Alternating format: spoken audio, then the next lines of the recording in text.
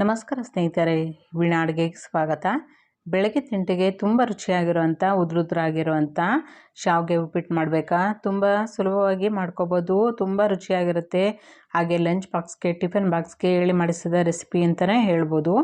ಹೇಗೆ ಮಾಡೋದು ಅಂತ ನೋಡ್ಕೊಳ್ಳೋಣ ಬನ್ನಿ. ಅದಕ್ಕಿಂತ ಮೊದಲು ವೀಣಾ ಅಡುಗೆ ಚಾನಲ್ನ ಪ್ಲೀಸ್ ಸಬ್ಸ್ಕ್ರೈಬ್ ಮಾಡ್ಕೊಳ್ಳಿ. ನಾನಿಲ್ಲಿ ಗ್ಯಾಸ್ ಆನ್ ಮಾಡಿ ಒಂದು ಬಾಣಲೆ ಇಟ್ಕೊಂಡಿದ್ದೀನಿ.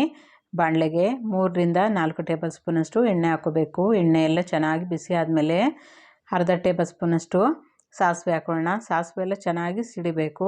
ಈಗ ಒಗ್ಗರಣೆಗೆ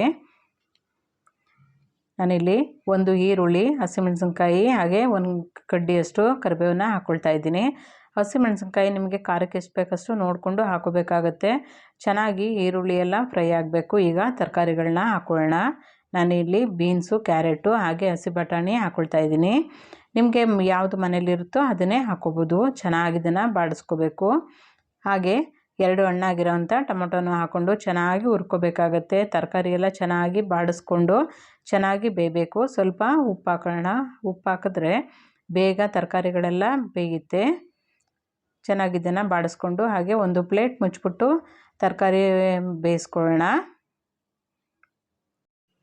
ಇನ್ನೊಂದು ಸಾರಿ ಚೆನ್ನಾಗೆಲ್ಲನೂ ಬಾಡಿಸ್ಕೊಳ್ಳೋಣ. ಚೆನ್ನಾಗಿ ತರಕಾರಿ ಎಲ್ಲ ಅರ್ಧದಷ್ಟು ಬೆಂದಿರುತ್ತೆ. ಈಗ ಹಸಿಮೆಣಸಿನ್ಕಾಯಿ ಪೇಸ್ಟನ್ನು ನಾನು ಹಾಕ್ತಾಯಿದ್ದೀನಿ. ನಿಮಗೆ ಇಷ್ಟ ಇದ್ದರೆ ಹಾಕೋಬೋದು. ನಾನಿಲ್ಲಿ ಉಪ್ಪು ಮತ್ತು ಹಸಿಮೆಣಸಿನ್ಕಾಯಿನ ರುಬ್ಬಿರೋವಂಥ ಪೇಸ್ಟು ಹಾಗೆ 1/4 ಟೀ ಸ್ಪೂನಷ್ಟು ಶುಂಠಿ ಬೆಳ್ಳುಳ್ಳಿ ಪೇಸ್ಟನ್ನ ಹಾಕ್ಕೊಳ್ತಾ ಇದ್ದೀನಿ. ಚೆನ್ನಾಗೆಲ್ಲನೂ ಹಸಿ ವಾಸನೆ ಎಲ್ಲ ಹೋಗೋವರೆಗೂ ಹುರ್ಕೋಬೇಕು. ನಾನಿಲ್ಲಿ ತೋರಿಸೋವಂಥ ಬಟ್ಲಲ್ಲಿ ಅನಿಲ್ ಶಾವಿಗೆನ 2 ಬಟ್ಲಷ್ಟು ತೊಗೊಂಡಿದ್ದೀನಿ. ನೀವು ಯಾವುದಾದ್ರೂ ಕಪ್ಪು ಲೋಟ ಅಳತೆ ತೊಗೋಬೋದು. ಇದಕ್ಕೆ 2ರಷ್ಟು ನೀರು ಹಾಕೋಬೇಕು. ಒಂದು ಶಾವಿಗೆಗೆ 1 ನೀರು ಹಾಕೋಬೇಕಾಗತ್ತೆ. ತುಂಬ ಜಾಸ್ತಿ ಹಾಕೋಬಾರ್ದು, ತುಂಬ ಮೆತ್ತಗಾಗ್ಬಿಡುತ್ತೆ. ಈಗ ನಾನಿಲ್ಲಿ 2 ಬೌಲಷ್ಟು ನೀರನ್ನ ಹಾಕ್ಕೊಂಡಿದ್ದೀನಿ. ಹಾಗೆ ಹಸಿ ತೆಂಗಿನಕಾಯಿ ತುರಿ, ಕೊತ್ತಂಬರಿ ಸೊಪ್ಪನ್ನ ಚಿಕ್ಕದಾಗಿ ಕಟ್ ಮಾಡಿರೋಂಥದ್ದು ಹಾಕೊಳ್ಳೋಣ.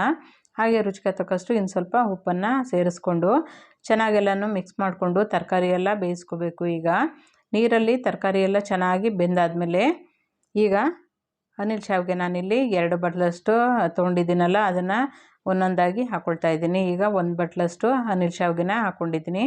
ಹಾಗೆ ಇನ್ನೊಂದು ಬಟ್ಲಷ್ಟು ಶಾವಿಗೆನ ಹಾಕ್ಕೊಂಡ್ಬಿಡೋಣ. ಹಾಗೆ ಸ್ವಲ್ಪ ಕಡಿಮೆ ಊರಿನಲ್ಲಿ ಎಲ್ಲನೂ ಮಿಕ್ಸ್ ಮಾಡ್ಕೋಬೇಕಾಗತ್ತೆ. 2 ಸ್ಪೂನಲ್ಲಿ ಈ ರೀತಿ ಮಿಕ್ಸ್ ಮಾಡ್ಕೋಬೇಕು. ತುಂಬ ತಿರುಗಬಾರ್ದು, ಹಾಗೆ ಮೆತ್ತಗಾಗಿ ಮುದ್ದೆ ಆಗಿಬಿಡುತ್ತೆ. ಚೆನ್ನಾಗಿ ಇದನ್ನು ಸ್ವಲ್ಪ ಹಗುರವಾಗಿ ಎಲ್ಲನೂ ಮಿಕ್ಸ್ ಮಾಡ್ಕೊಳ್ಬೇಕು. ಈಗ ನೀರೆಲ್ಲ ಚೆನ್ನಾಗಿ ಶಾವಿಗೆನ ಹೀರ್ಕೊಳ್ಳುತ್ತೆ. ಈ ರೀತಿ ಮಾಡ್ಕೋಬೇಕು. ಚೆನ್ನಾಗೆಲ್ಲನೂ ಒಂದು ಸಲ ಮಿಕ್ಸ್ ಮಾಡ್ಕೊಂಡಾದಮೇಲೆ ನೀರೆಲ್ಲ ಚೆನ್ನಾಗಿ ಹೀರ್ಕೊಂಡಿರುತ್ತೆ. ಈಗ ಅರ್ಧ ಟೇಬಲ್ ಸ್ಪೂನಷ್ಟು ತುಪ್ಪ ಹಾಕ್ಕೊಳ್ತಾ ಇದ್ದೀನಿ. ತುಪ್ಪ ಇಷ್ಟ ಇದ್ದರೆ ಹಾಕ್ಕೋಬೋದು. ತುಂಬ ಚೆನ್ನಾಗಿ ರುಚಿಯಾಗಿ ಬರುತ್ತೆ. ಎಲ್ಲನೂ ಒಂದು ಸಲ ಮಿಕ್ಸ್ ಮಾಡ್ಕೊಂಬಿಡಬೇಕು.